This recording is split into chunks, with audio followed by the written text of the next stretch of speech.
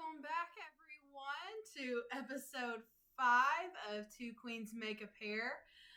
I'm happy to be back. It's good to be back in the den. It is good to be back, as we call it, the studio. We're back in the studio with you guys. Happy to be here. Hope you guys are enjoying the episodes so far. We are having a blast doing them. We're having a blast lining up our guests. And as always, just love to hear the feedback and love to hear what we can do differently and how we can make it better. Maggie thrives on words of affirmation, actually. Tell me I'm doing a great job. So she is thriving on the people who have said it's been enjoyed to listen to. Well, I'm Maggie. And I'm Sam. And we are here with you today, here to talk about a more sensitive topic. I would say probably one of our most sensitive topics that we will cover in this series. And just know that as we talk about suicide and suicide prevention, that you are not alone, that, you know, as always through this podcast, we are right here with you, walking step by step. Stumbling, as I said in one of the videos, we're stumbling. So just know that we are going to cover some sensitive topic today. If you need to step away from the podcast, then that's totally fair. We're going to share some real life examples. You know, as always, we're trying to keep it real in the studio. But we're going to share some real life examples of suicide and how it's impacted our lives, as well as the possible, I guess, I won't say everyone has to use this suicide prevention method by any means, but we're just going to share ones that we know of and that we're familiar with. Just as a, you know, kind of a sign of hope in a way. And so we're going to keep things as uplifting as possible, and especially with such a tough topic to cover. And so the way I start out every QPR training, and we'll get into QPR. Well, you just explained like 2 seconds of what QPR is. QPR in 2 seconds. Here we go. QPR is question, persuade, and refer. And so the idea is to keep it as simple as possible when talking with someone who might be battling these innermost demons, this lethal brain pain that suicide can be linked to. And so question, persuade, and refer is the motto. The CPR of suicide prevention. Yeah, exactly. And so it is the CPR of mental health, QPR, CPR of mental health for sure. And so we'll cover a lot more of what that means and how we use that, even in just day-to-day conversations. My hope for you guys after this podcast is that you recognize moments in time where maybe you have already used QPR, where you can kind of put a name to the face. And so it's just being more mindful of our language and our communication. But I always start every QPR session. Sam and I are both QPR instructors, certified instructors. But I always start every session with the story of Kevin Hines. And many of you guys may have heard of Kevin. I know if you've been through QPR with me, you've heard of Kevin, bring him up a lot. But in 2001, Kevin was walking the Golden Gate Bridge. What a lot of people at that moment didn't realize was just the amount of depression, the amount of psychological pain that Kevin was going through. They didn't realize the amount of weight he was carrying day to day and battling, and especially with intense thoughts of ending his own life. And so Kevin walked for about 45 minutes from, across the bridge to another, and he thought to himself, okay, if one person says something to me, says something hopeful to me, says hi, hello, how are you, then maybe that's a sign that I don't need to jump off of the bridge.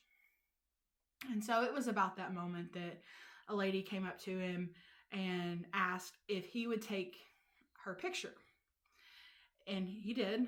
And it was in that moment that Kevin thought his own inner battle was, no one cares.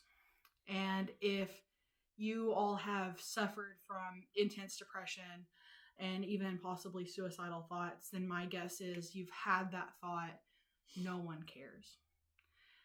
when in all actuality, that's probably not true. In fact, I know that's not true. There are people that do care. And so it was in that moment that Kevin put his hands on the rail and he jumped. Kevin is of the 1% of the population that has survived a jump from the Golden Gate Bridge, which is remarkable.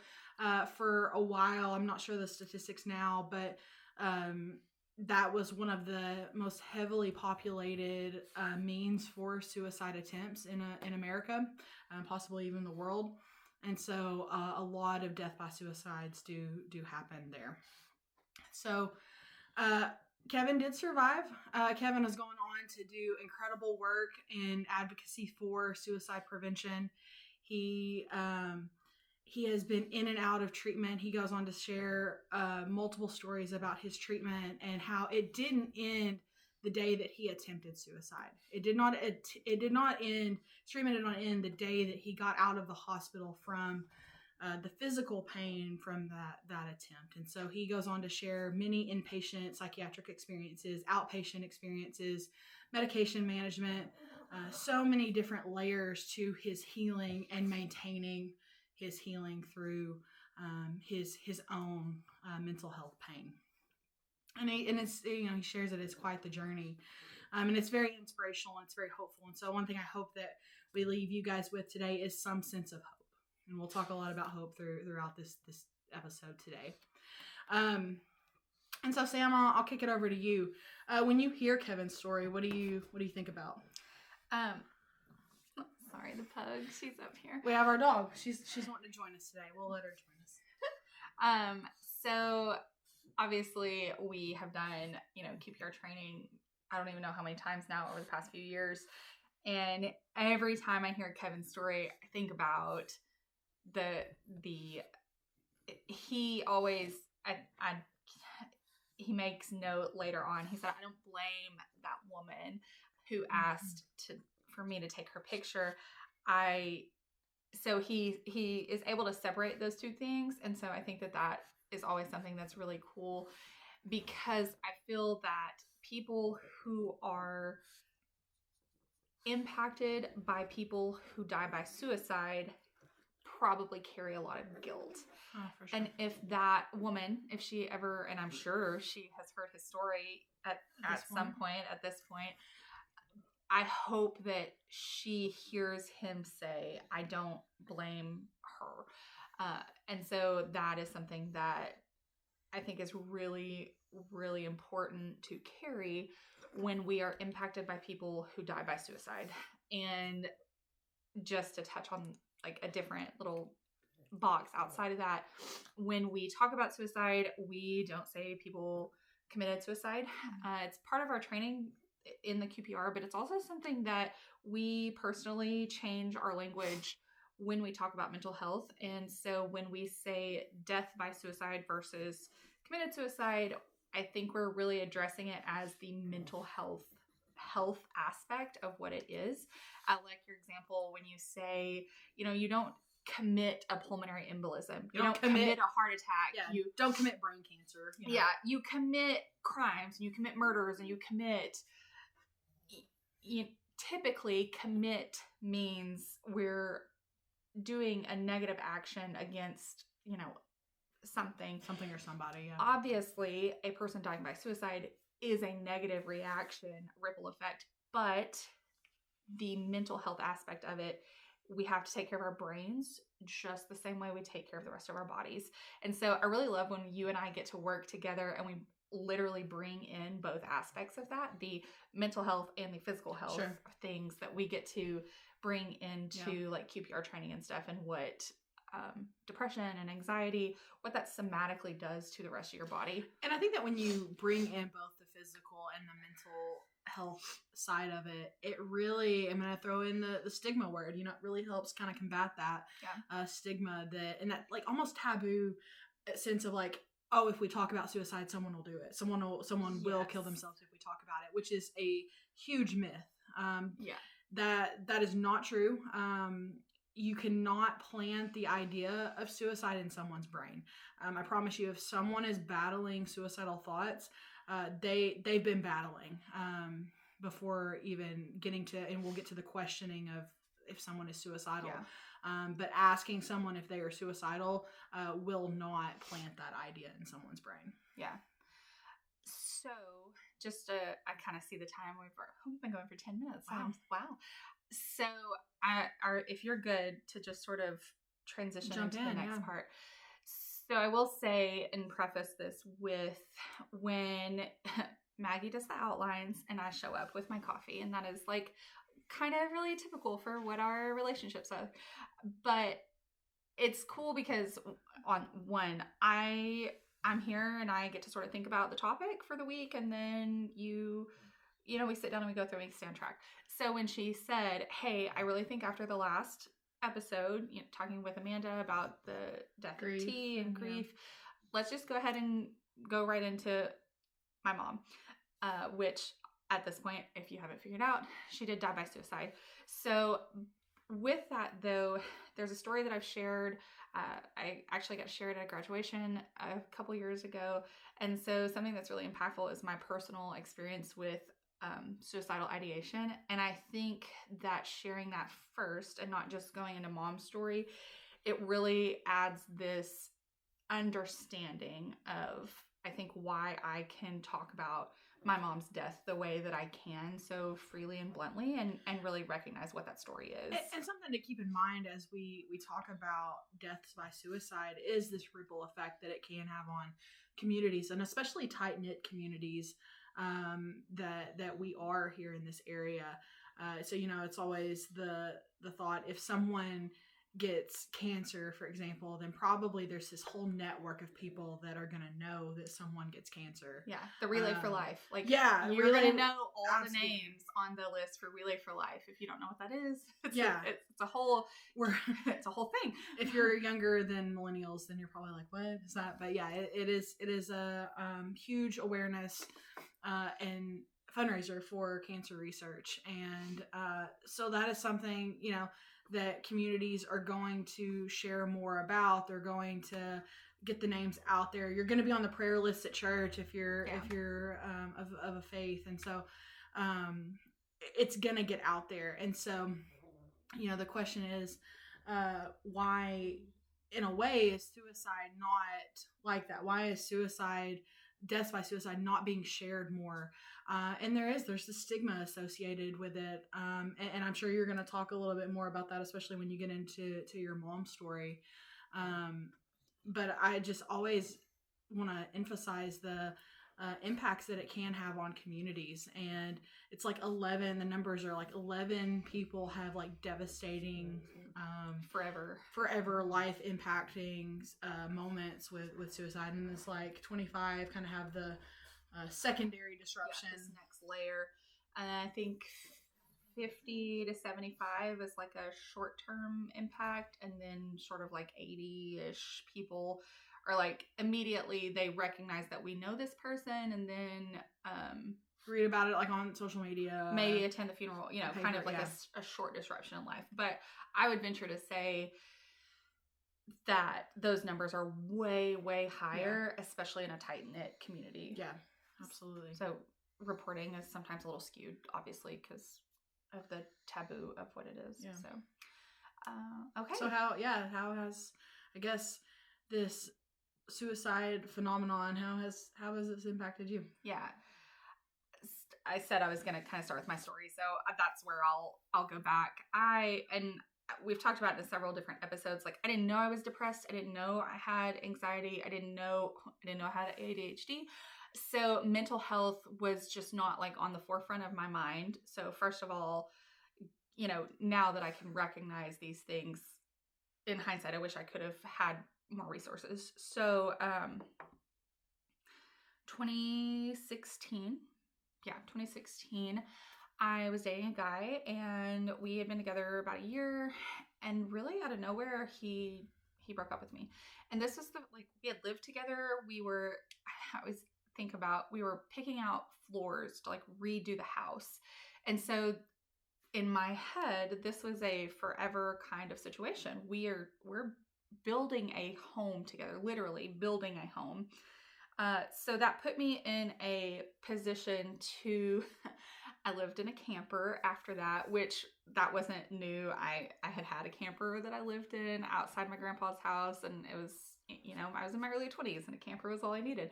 So it put me back in the camper where I had been used to living in a home with our cat and our life. And it was winter, and we had run like a little power line situation out to the camper so that I could have heat and air conditioning. And somewhere in that year that I had lived away, that power line had been messed up. And I felt so much shame and so much, it was pride and shame, like weirdly mixed in together. But I didn't tell my grandpa that my power was out. So I like froze. So obviously this is not good for mental health to begin with. I'm recently broken up with, and I am trying to live in a camper that doesn't have electricity and doesn't have running water, which that was something that I already was dealing with, because like I would go inside, take showers and stuff at my grandpa's, and then, do everything else like wherever. So physically, I remember being like sick a lot, obviously, because I wasn't taking care of myself. And then I was working at this really great office job, and I thought this was going to be like my career. It's like your purpose. Like my purpose. Yeah. I was selling insurance, and I was insurance Barbie, and I wore heels every day, and I was, I was put together. And I went to church, and one of the women called me in, someone that I really looked up to, and she said, "Sam, you have holes in your shoes and you are not okay." And I was like, well, there's kind of a funny story about that. Like, they're my Toms. And she said, "Sam, you are not okay. I see it. You're not okay." And I was like, okay, well, you're right. And this is just not something I was ready to like tell church members, that I had been like living with a man and we weren't married. And there was just obviously a bunch of layers of this shame and guilt. So I was still going to work and still living life as much as I could. And one day in February, my boss called me into the office, and I sort of joked like, "LOL, do I need a notepad or am I getting fired?" And he was like, "You don't need a notepad." And he did. He fired me, so now I had gone from totally zero purpose. I didn't have a job. I hadn't finished my education for different reasons. I had come home from college to like help take care of my family. I, for all matters of the word, was truly homeless. Right. Now, at any point, I could have lived back with my mom and dad. Like, this is not to say they would not have let me, but the shame and guilt was so high that I could not bring myself to do that. Which kind of goes back to the multi-layer aspect of suicide, in that it's like all these things happen to people and their perception of a really short amount of time. And a lot of times it is a short amount of time, but especially in someone's individual perspective, it's like these blinders are closing in, and it's like all of these options, all of this control is being taken away. And all of these really big life changes happen. A lot of grief, a lot of pain kind of just closes in on you at one time. And that is exactly what happened. And even in the meeting with my boss, he said, "You've just not been the same since you and that guy broke up." And I was like, well, yeah, of course I'm like, what do you mean? Not. Of course I'm not the same. And so I didn't even like get my decorations for my office or anything. And I did not know what I was doing. And I went to my mom's house, maybe, whatever. And I was like grabbing clothes and just shoving them in a duffel bag. This was like a distinct moment and I called my friend who lives 4 hours away. Hey, Ruby. And I called her. Shout out. And I said, what are you doing in 4 hours? And she was like, "Well, getting off work or blah, blah." I said, "Okay, well, I'll see you in 4 hours." And I couldn't even tell her. And this was someone who is like my big sister my whole life. She had been someone who had she still is, by the way. Like, she's still alive. She's still kicking. So I was like, okay, sis, like, I'm coming to see you, because I knew that if I was alone that weekend, I was not going to be okay. And I didn't know, she was like as far as I could get away in a day, in like, a short amount of time. Yeah. And I didn't have any money. So I was like, okay, well, I have a tank of gas. We can at least get to Northwest, get somewhere with what I got. So pack my duffel bag, and I'm driving. And if you've driven from Batesville to Fayetteville, Northwest Arkansas, interstate way, she went the long way. I always go the long way. There's this bridge, and I'd driven this a million times, and I had actually had thoughts of suicide in my teenage years. This wasn't a new feeling, but this was a new set of circumstances.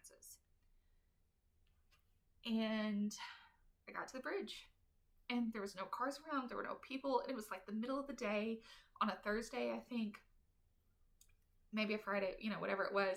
But there's like a park area too. There's nobody. And typically this is a place where there are some sort of people.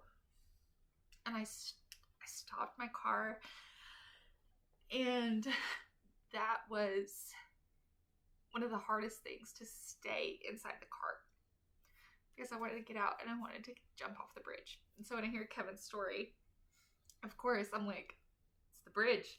And I think that there's this maybe universal metaphorical, it's a bridge. Like, and I physically couldn't get across it. And the only thing, there's like two thoughts, was Ruby's going to be waiting on me. And I can't let her think that I'm not okay. And my mom, like, I thought about my mom. And so I kept going. And those two thoughts was what kept me going. So I got to Fayetteville. I don't really remember the weekend. I'm pretty sure I was drunk all weekend, but I was safe. Yeah. And so a few weeks after that, like, I called another friend, Katie, who lives in South Carolina. And Shout out. Hey, Katie. And I said, I got fired from my job, and I don't know what I'm going to do now. And she said, you don't really have a lot going on in Batesville. Sounds like we clearly had not met. Well, we had many times. We'll share some funny stories. The universe just kept. We should have brought tissues. Yeah. And she said, so why don't you just move to Charleston? And I said, you know what? You're right. So actually, that's like how I ended up in Charleston. That's how I met my kid's dad, and my first marriage. And and then COVID happened, and I was there. And I decided I was going to go to nursing school, because that was going to get me back to Batesville. Like, I needed back in Batesville. And this was like the most logical thing, was I decided, like, in June, I'm going to go to nursing school. And but purpose, like, but again, purpose. You're looking for purpose. And I my marriage was not good at the time, and I thought, I see how the world is COVID, what's happening. A nurse job is going to be something that I will have for the rest of my life, because I do have a degree. My first degree is in criminal justice, and nobody cared about that. I had 2 babies, and I had a rocky marriage, and I was like, how do I get back home to my mama? Logistically, be a nurse without being like, feeling like I'm running away again. Because it was easy to run to Charleston, because it was just me and my tiny car, and I didn't have furniture or anything. But coming back costs money. To move your life costs money. And I had 2 babies and a husband, and I was like, nursing school. That makes sense. That makes sense. So I didn't mean to yell that. Sorry. So so we did. So we packed belongings, and we came back in December of 2020. So COVID was still happening, life was happening, and all of this sort of goes into the next part of the story. Well, so, and I'm sure that even reflecting back on that bridge, and I like that is a visual for a lot of people, because one thing that I caught on your story was just the sense of alone. Yeah. Like, even just, like, the literal and physical being of being alone and not having anyone around. And I'm sure that any of you guys that are watching that have experienced similar things, similar feelings, like, it is just this isolation of no one's here and no one cares. Did we talk about Titanic already? Where she's like, I was in a room.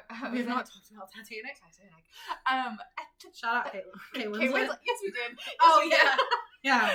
I'm in a room with crowded people, and I'm screaming and no one can hear me. Yeah. And I think that's probably why that resonated, because I felt like that often, and I was like, that's the words that I was looking for. Yeah. So, and one thing that Kevin touches on in his advocacy work and his suicide preventions now is, you know, again, he doesn't blame that lady like we talked about, but how impactful I hear Kevin's story, and I'm like, what an impact maybe it is just to say, hey, how's it going? Mm-hmm. Just to smile at someone and say, how are you today?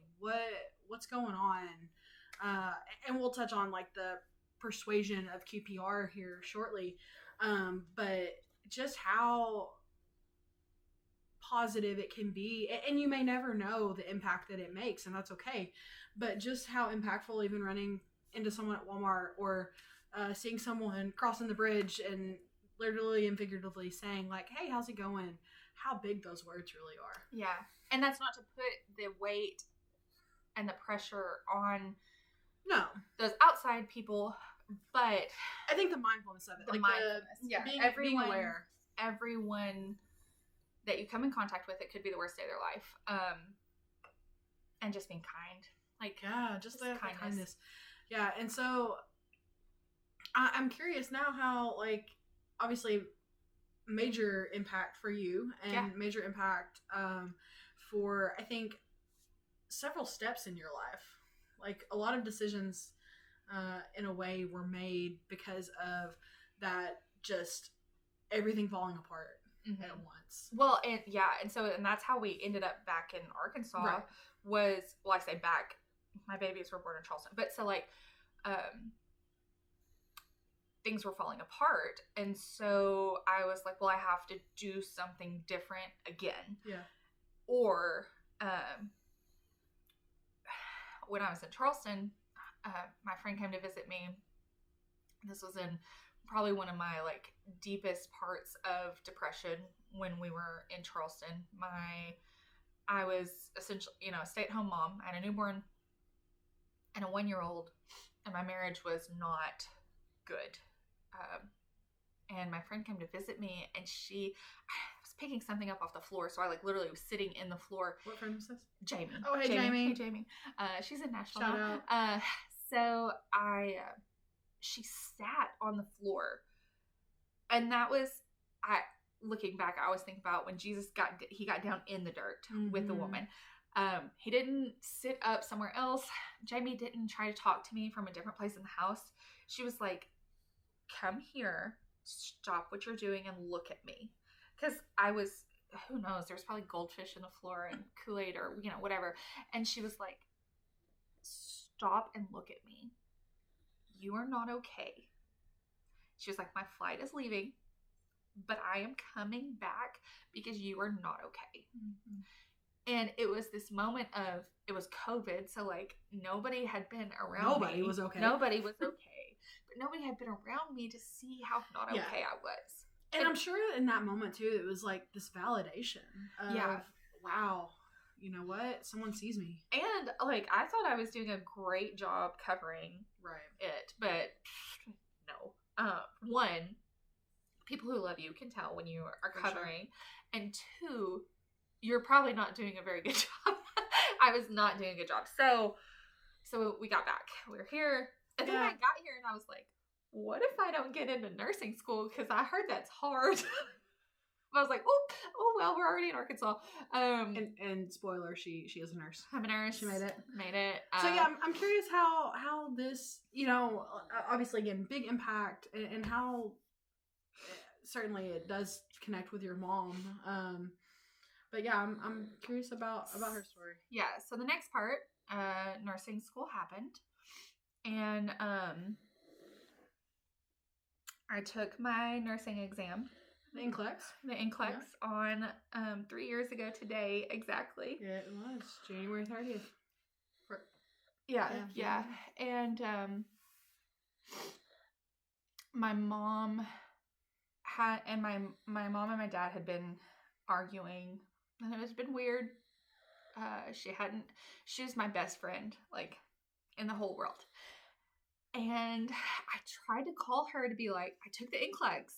I did a great job, I'm pretty sure. I don't know, because I was singing Hamilton songs. Yeah, I pick her up. I go and get her, and she comes walking out and bebopping out of the testing center, and I was like, I was a nervous wreck, and I was like, well, how was it? How'd you do? She was like, I don't know, I sang Hamilton the whole time. And I'm like, you what? I was like, Alexander Hamilton, beat. Okay. What did I miss? What did I miss? That was in my head a lot. So I tried to call her. She didn't answer. And so I texted her and I was like, hey, I took my NCLEX. And we sort of someone had said, if this doesn't work out, at least you have your family. And I was like, but if it doesn't work out, like, what do I do? Yeah. And I truly was afraid for my mental health if I didn't pass. There was a lot of, obviously, pressure. You take it again, but like, there's a lot of pressure. So she texted me and she said, I love you no matter what, Samantha. And then that was it. 7 days later, she died by suicide. And God bless it. She couldn't be original. I'm so sorry. My dark humor. And that is true. Like, my mom was my absolute best friend. And so sometimes I have to use the dark humor to get through. Which, if you're watching this, know that dark humor is it's very okay. normal. It's very normal. Come to the den if no one can handle your dark humor, because we sure can. Here. We sure can. She drove her car into the water. She didn't just jump off a bridge. She took the whole damn car. Sure. I journaled and I wrote, and I was working night shift. Which I will say, I've read a lot of Sam's journals and journaling entries, and I would say that has been one of your biggest blessings as far as coping. Oh yeah, to be able to write.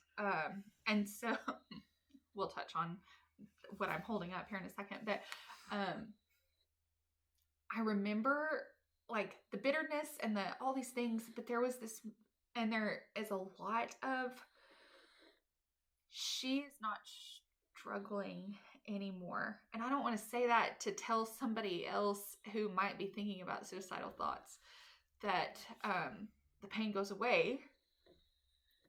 But I can have peace in her death in knowing she's not fighting whatever she was fighting for so long. And for a lot of people that have attempted, and for a lot of people that have had suicidal thoughts, they'll say, I've had a lot of clients that have told me, it's the solution to the problem. Like, they feel like suicide is truly the solution to a major problem. And, the goal in QPR is to help people recognize that there are more solutions. There is hope.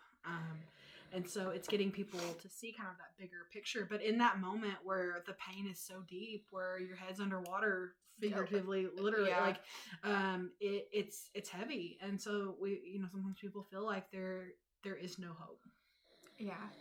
And I think that now that she has passed away, I hate to say now that she's died, I will never not talk about her and leave that information out. If somebody who knows me, who encounters me, and if we are in a conversation that comes up. Didn't somebody say something, like, it was moments after her, it was a few days after she died, somebody said, what a tragic accident or something. Yeah. You corrected me. Yeah. One person said, I know exactly how you feel. And I said, did your mom drive into a river? Is that how you know how I feel? Everyone's emotions are going to be different. Everyone's grief is going to look different, for sure. And someone said, I heard about the accident. And I said, it was not an accident. Do not belittle her depression and anxiety and heaviness to an accident. Which just stigmatizes.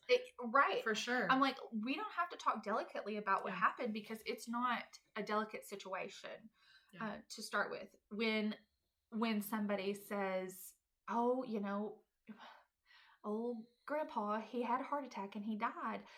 They tell how he dies. Yeah, no one says that was an accident. Yeah. On her death certificate, it says drove into a river. It doesn't say cardiac arrest. It doesn't say suffocation. It doesn't say drowning. It specifically says drove into a river because that's what she did. And so I was working night shift. My friend lived with me at the time and she was pregnant and she went into emergency labor. And so she was taken off to Little Rock. We were a month into dating. And something like that. Yeah, something like that. And navigating what the hell do we do now? Yeah. Do you want to talk a little bit about that day of when you found out? Or? Yeah. So I think there's a lot of like factors in this, but it's crazily. So we have a friend who lived, I guess at the time, close to Mountain View. Hey Tom. And love you. My dad had told me basically like my mom had been missing. She was staying in a little cabin. They were arguing. Life was happening. And he actually told me, he said, your mom is saying some crazy stuff and she's talked about like suicide. And this was totally alarming to me because I had been studying for the NCLEX.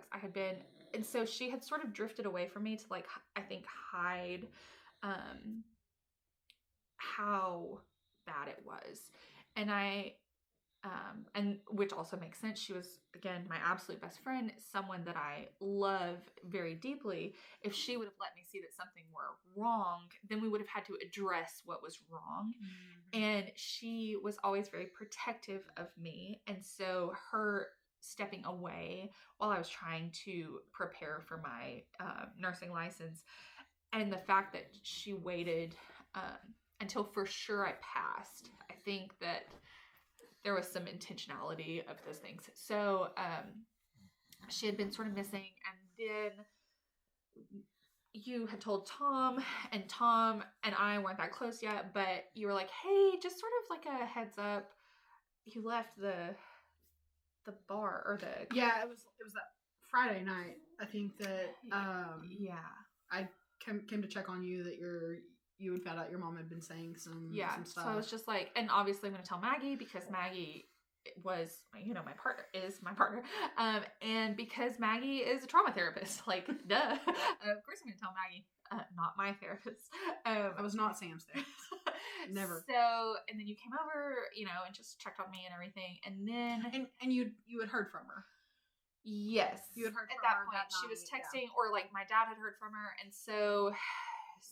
Sunday? It was Sunday, yeah. You texted me and you said, when's the last time you talked to your mom? And I was like, for sure 24 hours. She said, okay. And so Tom, Dayberry, hey Tom, had actually texted Amanda and I and said that a body had been found at the river, that a body had been found pretty close to where she had been staying. Yeah, and so immediately I'm like, there's no way, like, this is a coincidence, there's no way.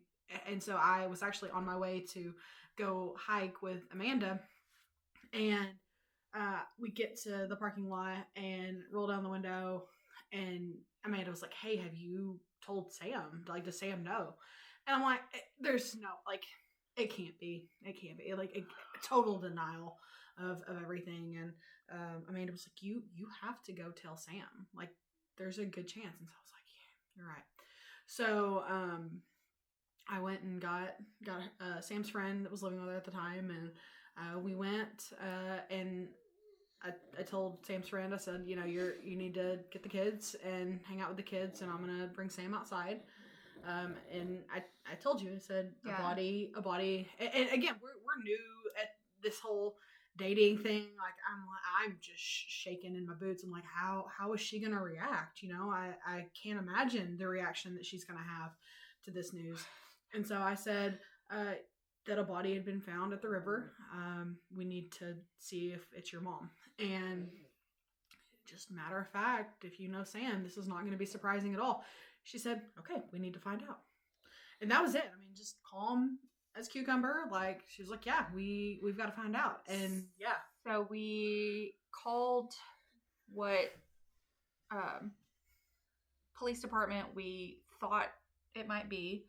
And they were like, we don't have an identification on the body. And basically, they were also like, can you prove who you are? Yeah. And they weren't just giving the information. Which is just kind, good, smart. So I had to like think about describing my mother's car.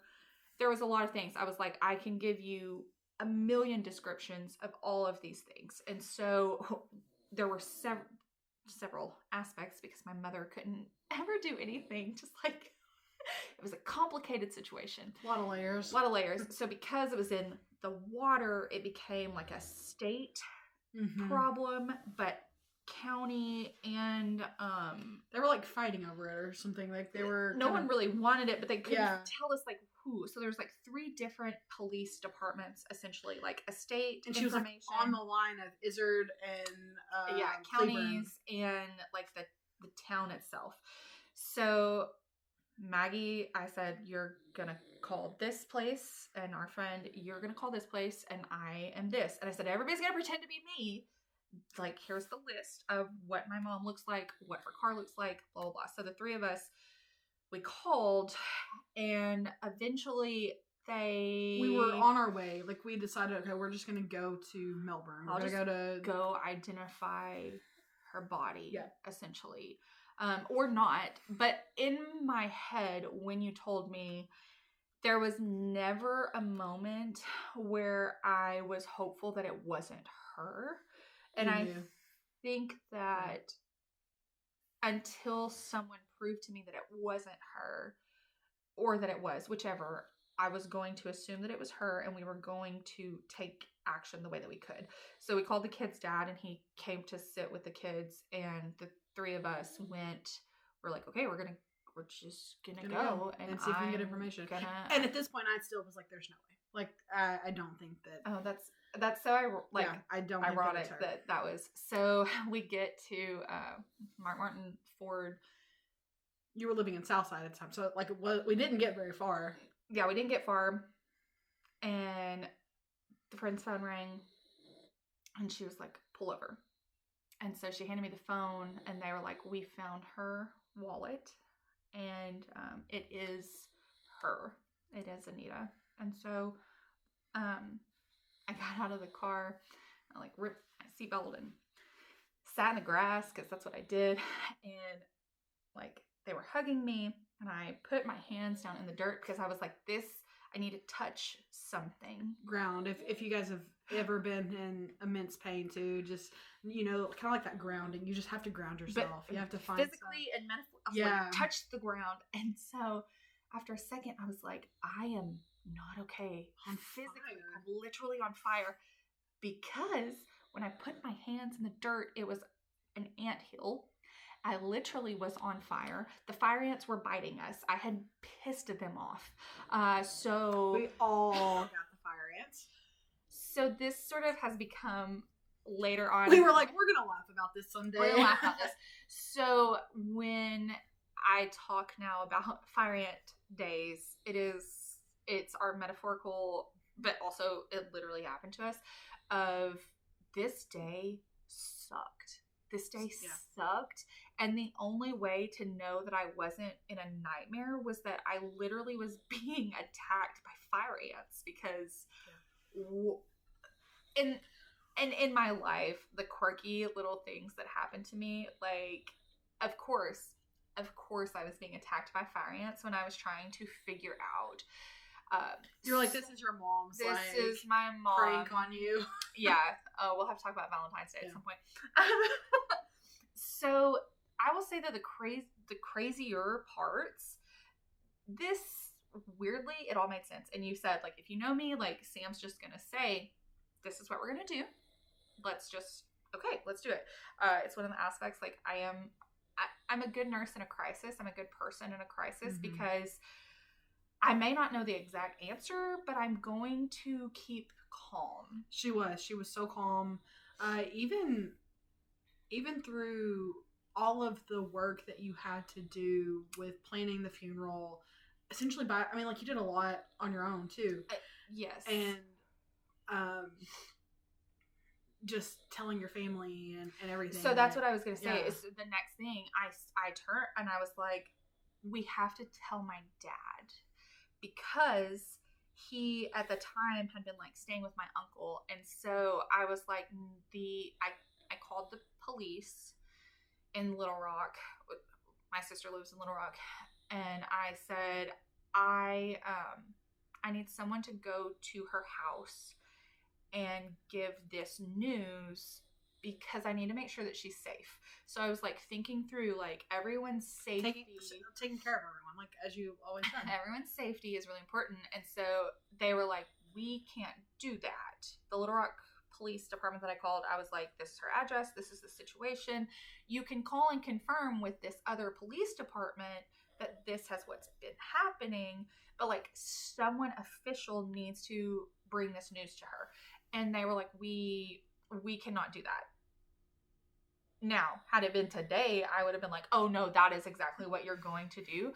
But I just said, okay. A lot going on. There was a lot going on. So did I call Courtney or Dad first? I guess I called Courtney first, because that was like... No, we went to your dad. We went Dad. Okay. Yeah. Well, so I called the Batesville Police Department and I said, I need someone to meet me at this house, because this is what has happened. I am on my way there now. I will be there in 15 minutes. I need to make sure there is someone to be there to be safe, to make sure everyone is safe. Not because I think anyone's going to fight. I just wanted to make sure that everyone had an official person telling them official information. News, yeah. And so I got to my dad's house, or my uncle's house where my dad was, and the police were not there yet. But I was just like, this is not something that can wait. And so I sat and waited a second and called dispatch again. And I was like, hello, is anyone coming? And they were like, oh, no, we're in the middle of shift change. So sorry. And they had gone to your house. We had later found out, yes. So they went to that house, my parents' actual address. No one was home. And so that was like all the effort that was given. No hate on the fire department, the police department, but it was just, I felt like minimal effort for a situation that was a big situation. And so I had told Dad, actually, I said they had found a body, when we found out, and I said, I am trying to confirm if it's Mom's. Okay, so I didn't realize that you had already told him that. Yeah, so I texted him, and while we were, again, because I was like, okay, I was like, have you heard from her? Because I was trying not to freak him out, but I was like, but if she's texting you, I need to know. And then I won't put so much information. And he was like, well, no, not since yesterday morning or whatever. And so, so when I got there and he opened the door, and I had to tell my dad, I said that it was her. Like, they confirmed and they called me, and it's her. And my dad is like 6'4". He's a big man, and he's always a really strong man. I had to like hold him off the ground. And this was the first time Maggie had met my dad. And so I'm like behind her, like, hey, how's it going? Nice to meet you. Yeah. And so I had to make some calls really quickly, and I'm very, very grateful that I did, because the next morning a news article came out publicly that had my mom's name in it, that listed what had happened, and no official person ever told us except for telling me, and that's because I sought the information. So we would have collectively found out as a family by seeing the news and seeing her name in there. And huge shout out to Tom, for really getting that ball rolling. I think back to that and I'm like, thank God for Tom. Yeah, because if there would have been no world where other people seeing the news telling me that had happened was real. That would have caused me, I think, to lose my cool. So that was like this trajectory of everything. And then the police didn't call my sister, so I called her and I said, I need you to step away from your kids for a minute, and I need you to make sure you're in a safe spot. I think you were like, you need to sit down. You need to sit down and you need to be safe. And she was like, you can't tell me. She said, I'm going to give you the phone and you're going to tell my husband, and he can tell me. And I said, I need to know that you are safe before I tell you this information. And so I was like, Zach, that's her husband. I was like, you have to you have to say this very directly to her. You cannot beat around the bush. I said, you have to tell her that she is dead. And I'm sorry that you have to be the one, but this is how she asked for it to happen. So he said, okay. He told her, so that was like our, and then it was just a blur of everything outside of that, trying to plan a funeral. We had COVID. It was a lot of time. My mom was a veteran, but I couldn't get her, because they're supposed to pay for the funerals and different things. But I was on a time crunch sort of, and I worked night shift. So I was trying to work night shifts, be in the daytime, and then not be alone with my thoughts that my mom was dead. Because I would call my mom and ask her for help, but hello, she created my need for help. Mm-hmm. So that, obviously, we, life and everything, and we can talk about it now, into my next thing is I kept writing. And in this, my mania, because I couldn't sleep, I wrote a book.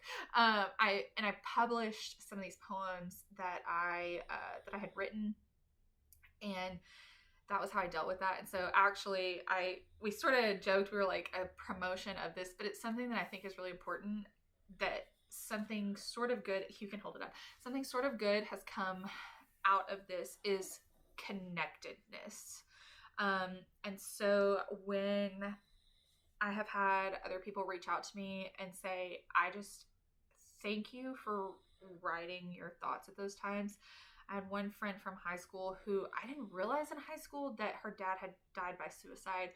And I say friend, we were loosely in the same circles. And so she saw me one day and she was like, I just appreciate you writing those things down. I guess maybe we could link the book at the end of this. We can do that. We'll do a little link. It's called When the Jonquils Bloomed, and people kept asking me how I was, and I was like, how the hell am I supposed to be? What do you mean? How am I? How are the kids? How's your dad? I don't freaking know. I said, and so when someone said, how are you? And I said, the damn jonquils keep blooming. My mom loved jonquils. What's the word? Daffodils? Is that what other people call them? Mm-hmm. I don't know. But my mom loved jonquils, and she would, and maybe just ironically because they were free flowers out. And so in the springtime, she would always put flowers up. And so it was February when my mom died, and it's like, how the hell is it time for jonquils to be blooming?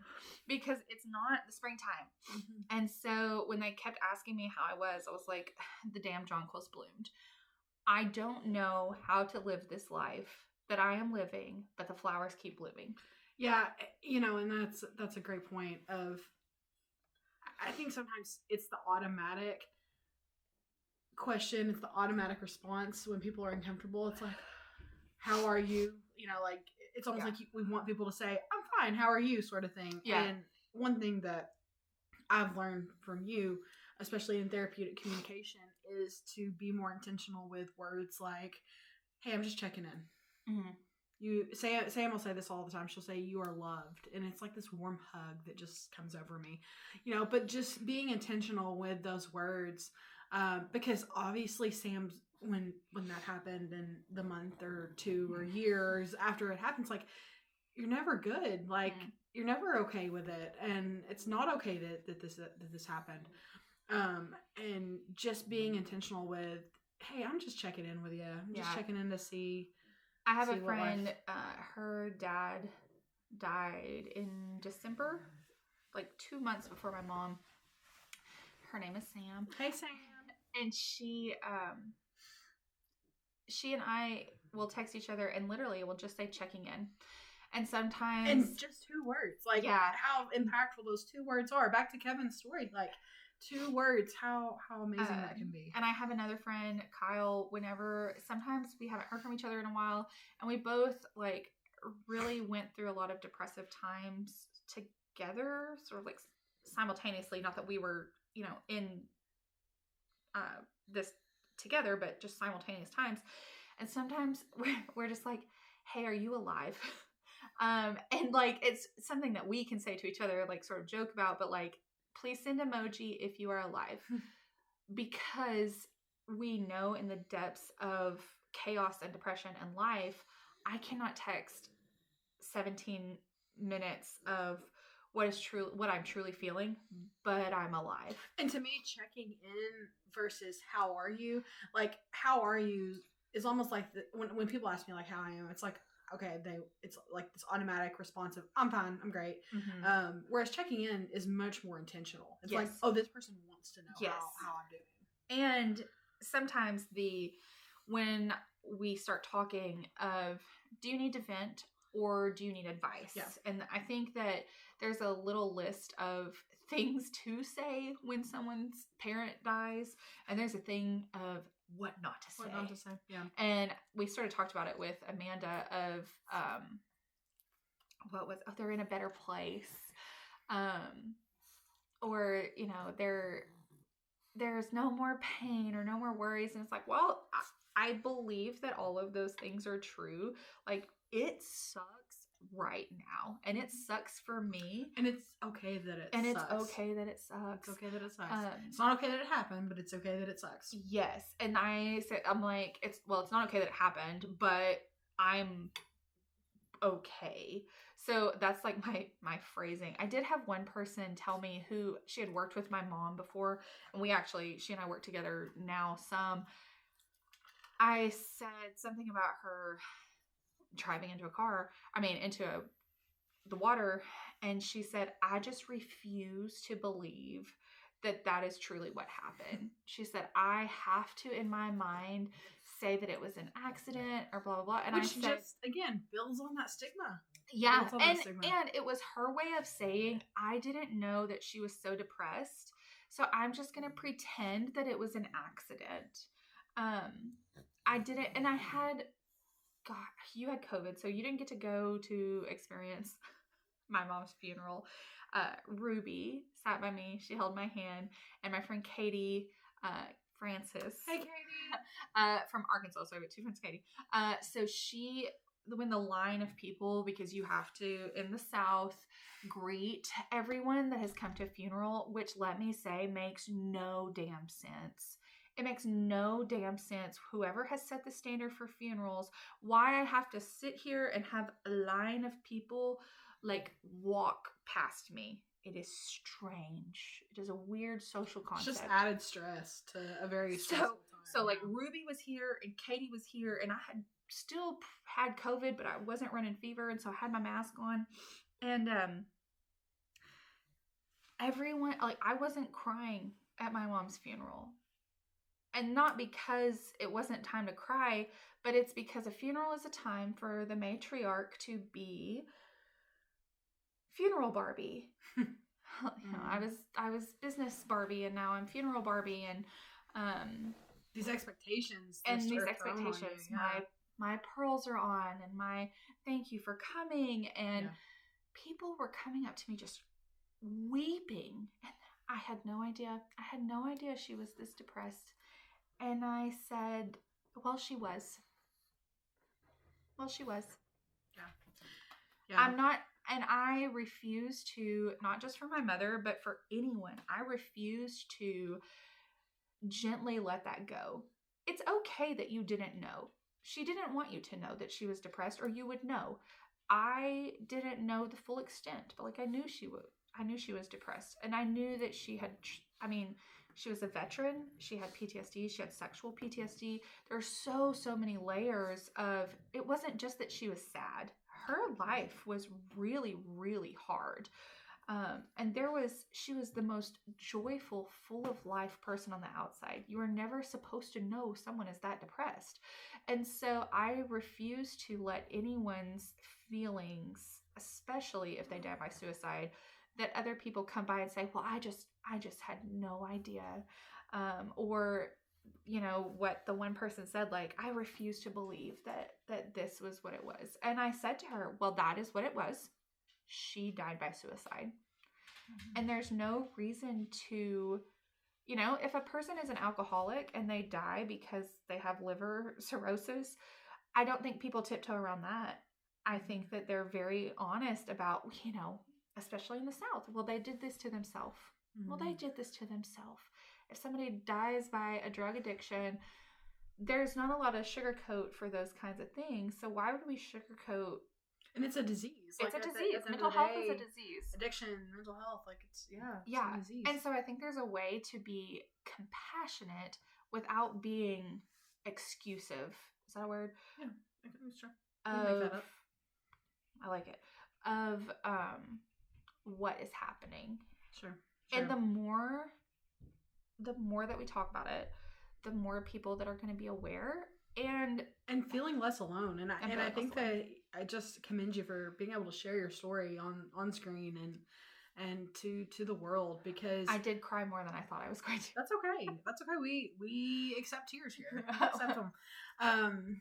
But you know, and I think that it just goes again to show that you're not alone. Yeah. And not that anyone's going to feel the exact same way. But just knowing that there are people out there who share struggle and who share certain experiences, certain emotions. And it's like, okay, I don't have to walk this journey. I don't have to walk this path alone. And that was one thing I was always very mindful of when talking to you. It was like, okay, we're not trying to fix anything. Like, I'm not going to sit here and try to fix Sam. I'm not going to sit here and try to... Can't fix Sam. I'm not going to sit here and try to know what she's going through, because I certainly don't. I'm just going to be here. And that's what I think even sharing story and having connection can do, is to let people know, like, you're not alone, and that even... You're loved. You're loved. And on this podcast, like, we're here with you. And so I'll jump into QPR for a minute. QPR, for I think a lot of people, it's basic but effective. What it does is it gets kind of to the root, to the meat of what we're trying to do and how we're trying to help and make an impact, very efficiently. But questioning. So when you question someone if they're suicidal, again, you're not going to plant that seed into someone's mind. And so asking someone directly, are you thinking of suicide? Are you thinking of killing yourself? Are you having suicidal thoughts? Those are big questions. Those are hard questions. And I've asked those questions thousands of times in clinical settings and in personal settings. And I don't want to say it gets easier, I'll say, to ask that question, but it's still kind of icky, you know? Like, there's still like this... The answer is, I still don't want someone to say yes. Right. Like, it's still like, okay, I've got to put this hat on. You know, I've got to put this hat on to know, okay, what if they say yes? Mm-hmm. And if you're someone's safe space, like if you're someone, you know, and if they're coming to you with these really big emotions and all this pain, like they're most likely going to trust you and say, hey, you know what? Yeah, I am thinking of suicide. Yeah. It's funny that I didn't know, I guess our generation, maybe we didn't say like safe space, but how many friends that I had that were comfortable sharing their insecurities, their depression, their anxieties with me. Even as a teenager, I had text messages of, I've cut myself and I think I've cut too much this time, or I haven't been sober in a really long time, and I just need someone else to tell you this. Like, I just need to tell somebody else. And it has been, I love when people trust me to be their safe space. It's almost like a weird satisfaction. And I don't want people to be needing a safe space, but I am so grateful that I have portrayed that I am a safe person. Yeah. And so and then as a nurse, and maybe there's just something like on my face, like people tell me, tell you things. They tell me things. And so, so it's easy for me to ask those questions, but sometimes I still am like, I need the answer to be no. And I'm sure with you, especially, it's like, wait, this is paperwork. And I'm laughing, but like, as soon as the answers are yes, the shift you put your hat on, you put in my face. Yeah, my face has to change. And you do an incredible job of maintaining your emotions facially. But I am a mama bear, and I'm a big sister, and I'm like, okay, well, come here. Like, let me hug you. If you're a nurse and you're watching this, I know you guys like to fix things. Oh, I don't like to. I just want to hug you. Like, come on, come here. So I think that one, training your body reactions when the answer is, yeah, I have been thinking about suicide. That has been the harder part for me than just being like, are you suicidal? Are you thinking about ending your life? Yeah. What's going on? And there's QPR breaks it up into more direct ways, indirect ways to how to ask the question. And so some people are more indirect. I'm more of a direct person, but one of my favorite, I guess, segues into an indirect to a direct question is, you just wish you could ever go to sleep and not wake up. Most of you guys that are watching this podcast, us included, have probably been like, yeah, I need sleep. Like, yes, I would love to go to sleep and not wake up for a long time. But then kind of that segue is, okay, well, have you ever thought about ending your life? Have you thought about suicide? If the answer is yes, then there's more that needs to be asked. There's more that needs to be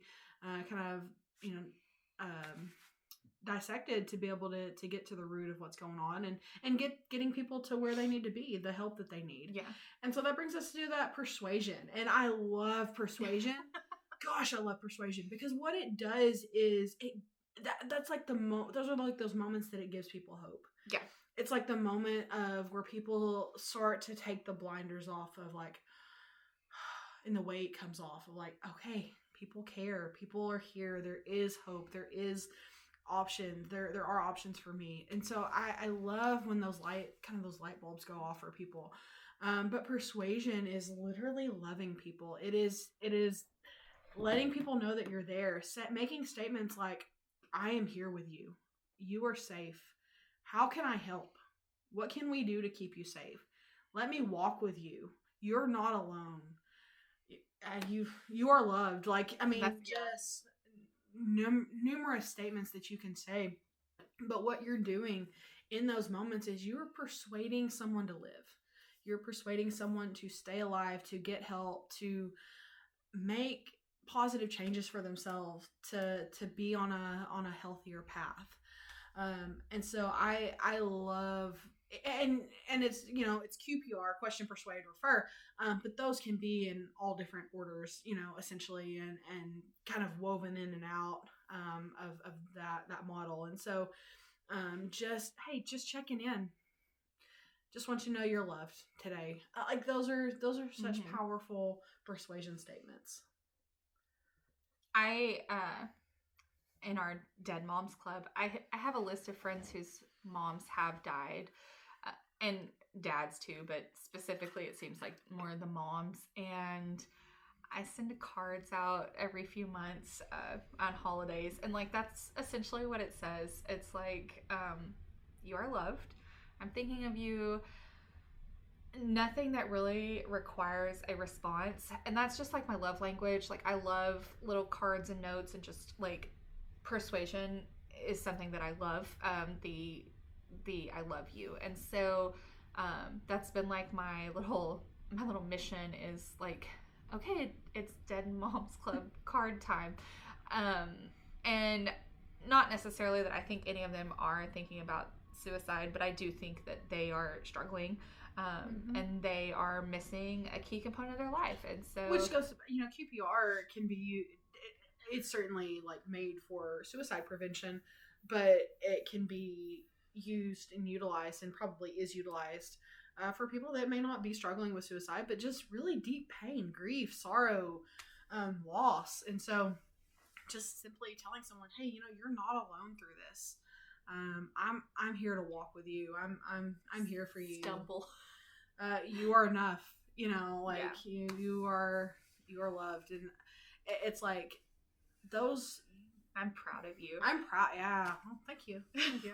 See, love words of affirmation. Tying it back to words of affirmation. There we go. Tell Maggie that she's doing a good job. But I think that those words we have to be mindful about. And again, the goal is not to necessarily change what you're doing, but just being aware of when you're doing it, when you're saying these things, who you're saying it to. Intentional communication. Intentional communication, absolutely. And that is what QPR is. And then the referral piece and letting people know that there is hope. There are options as far as if someone needs an inpatient setting. White River Behavioral Health has Stepping Stone. We have Senior Haven. We have a detox unit. So we have resources in this community that are great for people that are struggling with suicide.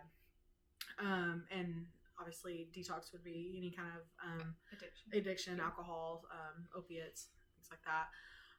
We have an outpatient facility, White River Behavioral Health.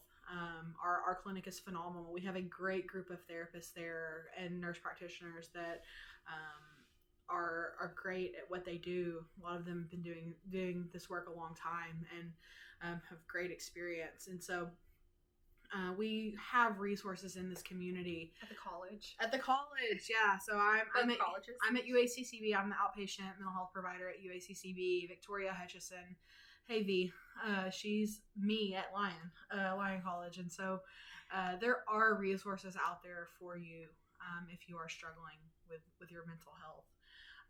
The suicide hotline, 988 is the short. It's 1-800. I don't even know. It's 988. That's been you can trained. Text 988 or call, and it will connect you instantly to highly trained people who are equipped for de-escalating. I'm gonna actually link at the end of this the suicide hotline. So many links for you guys. Yeah, I'll link Sam's book as well. But just know that there is help. And getting to the emergency room is a good start, especially if you are struggling with suicide, and getting someone, a mental health professional, to check on you and see what is out there that can help you, especially in your time where you feel so alone. Yeah, message a safe person. Message that safe person. If you know someone who might be struggling, check on them. Just be intentional in checking on them. And the idea of QPR is that we're planting seeds of hope. What I think is sometimes hard for people, but we just have to kind of accept this and be used to this. It's like with CPR, you know who you save in a way. Like, yes. You know what I mean? Usually. Like, yes. Yeah, like you know the outcome, essentially. And sometimes with QPR, you don't. And so it's just knowing that with every intentional word that you're speaking, that's making a huge impact. That's making such a positive impact on this crazy world. And so be intentional, speak positively to people, let people know that you love them, let them know that you care, and just keep loving each other and taking care of each other. Love. I know that we're 3 years out, and I still check on Sam. I still want her to know that she's loved, and that that there is hope, and that we have options. We have our blinders when they start getting thin. Sometimes it's important just to know that those can come off. That life can be this big beautiful thing. So again, I'll post some of the resources at the end of this video. Our next we'll move on to the next episode, we're gonna actually kind of move into some funnier, lighthearted things. So for episode 6, stay tuned for that. We'll share some funny stories of Mags and Sam. Well, we think they're funny. We think they're funny, at least. It will be lighthearted compared to what we have been talking about. It will be lighthearted. But as always, 2 Queens, 1 Conversations. Thanks for hanging out with us, guys.